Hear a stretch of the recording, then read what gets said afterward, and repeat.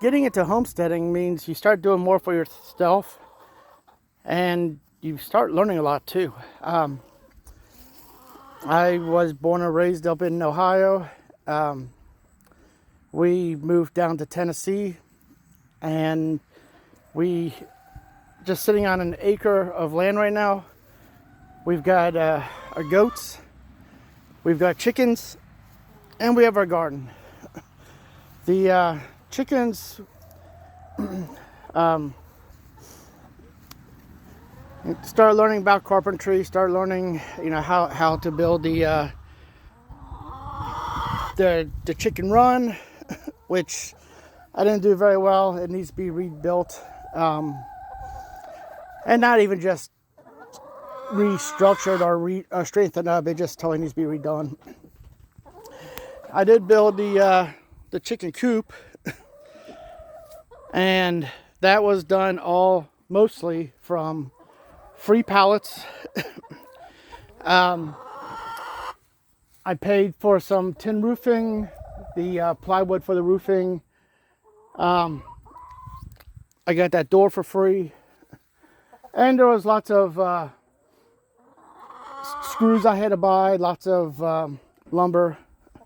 But for the most part, with what it is, I'm pretty proud of it.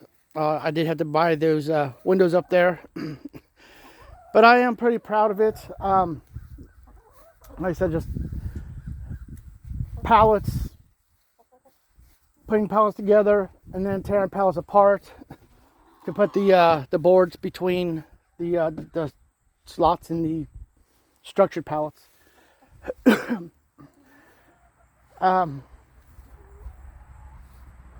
I'm pretty proud with what I've done. Really no carpentry skills, no building skills in my life. Just start small, make mistakes, learn from mistakes. And I'm trying to get in here to show you the inside, but I got some chickens wanting to run out.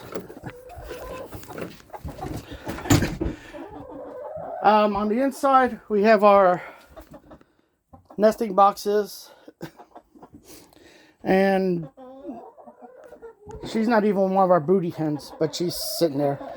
We have our a roost that I built, and we started taking all the feed bags from our goats or the chickens, and even from our dogs, and kind of putting them up, using them as an insulation barrier. And as you can see, we've got some more we need to put up, and hopefully we can get this whole chicken coop done before the real cold kicks in. And just trying to keep them out of the cold.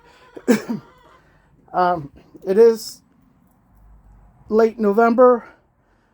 The chickens have molted, so we're not really getting many eggs. And then with the lack of daylight, that affects them laying too.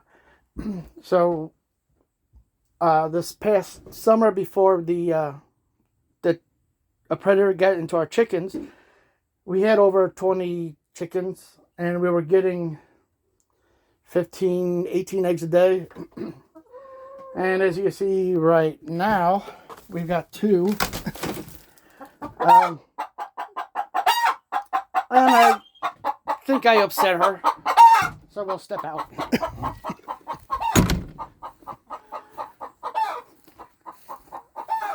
But learning how to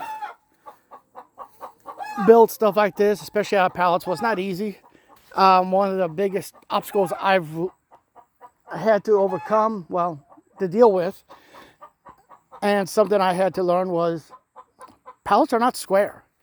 You could do your best to put 2 pallets together for a corner, and using guides, boards, a T-square, I think that's what it's called, and trying to make sure that you're at not perfect, but as close to a 90-degree angle as you can get. By the time you're finished and you're putting a roof on, and you're proud of yourself, and you start seeing how off center you are. I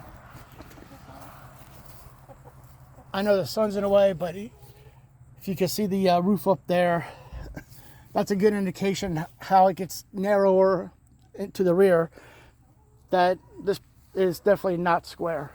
And even with the chicken coop, in mid-construction, I was changing up on how I was putting the pallets together. Actually, I think with this, no two walls are the same, which, yeah, I'm sure that adds into, you know, with this being so out of whack. But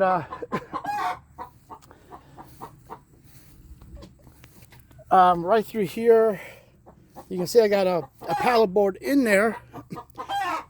I was not putting any boards between them. And later on, I really started putting 2x4s at every joint. At every time two pallets came together, there's a 2x4 there. So you can see it a lot better here between the pallets. And you can see it better up in the window where I have that 2x4 coming down. And that goes between the pallets vertically. I'm not sure how well you saw that. And I know that gives me a lot better structure, something more strength to the build. Considering that this was my really first real big thing I ever built, I could get on the roof. It supports my weight, and yeah, I don't fall in, or the whole thing doesn't collapse like a house of cards. So I gotta be doing something right there. So we have our chicken coop there. Back there, you can see the goat barn through the chicken coop. In January, we started off with 3 goats. We have a male and 2 females. Both females gave birth to twins. Actually, one had triplets, and one died 3 days later. So we in addition to the 3, we got 4 babies. And I wasn't ready to, I guess, have a male. He was doing what males do, and while I'm still in the process of building the goat yard, the fencing and all that, I didn't have time or the means to stop him from doing what males do. So both of the females are pregnant again. The male, well, I took down the street, and now he's in our freezer. The purpose of the goats is I got into them. I wanted the dairy aspect of them. It's always interested me to, they're having that really rich goat milk from the Nigerian doors produce. I've got a son, 2 boys. One has made cheese from the milk. Another one has made ice cream, and they're both really good. I enjoy them.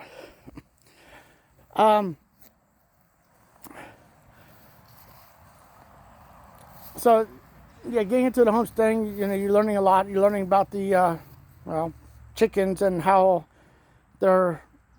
they do chicken things and eat anything. So learning the husbandry of the chickens, of the goats, the construction of building the chicken coop, the goat barn, gardening. Well, I did some of this stuff up in Ohio. The sun just came out from behind clouds. I'm trying to not be so reflective. Up in Ohio, I had a garden, not big, but we had a garden, and we had meat rabbits. I still intend on getting into the meat rabbits. It's an easy source of protein. They're easy to take care of. They're cheap. But I still want to get into that. But one big thing about getting into the homesteading is it's so easy to bite off more than you can chew. I really wasn't 100% finished with the chicken coop when I started on the goat barn. So that's one aspect of, biting off more than you can chew. I did finally get the goat or the chicken coop finished. And one thing that I did that I liked here is on the floor. You can't really see it, but I've got the plywood there, and which I know I need to put some bedding material down, some wood chips, something like that. But underneath the plywood, I got some plastic pallets. I found a place selling plastic pallets, $5 a piece. I bought 4. They fit in there. While size-wise, I would like to say it fit perfectly. Again, it's not squared. So I made them work. There is gaps between them. But the important thing is it gets the chickens off the ground. And we've had a lot of rain the last couple of days. And again, I need to put some wood chips or some kind of material down in the chicken run.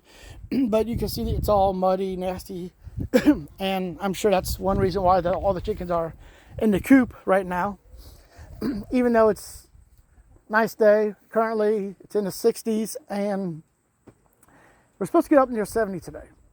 So I am excited to have that kind of weather in late November.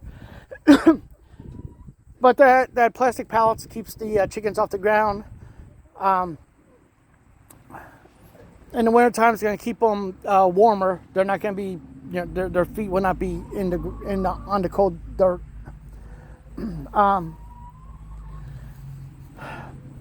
But that's what I have for right now. I just want to talk about the chicken coop. I will come back and talk about the goat barn later. And if you can see it back there, there's my garden, and I'll talk about that too. And I appreciate your support, and thank you for following us on this venture of our homesteading. Thank you. Bye.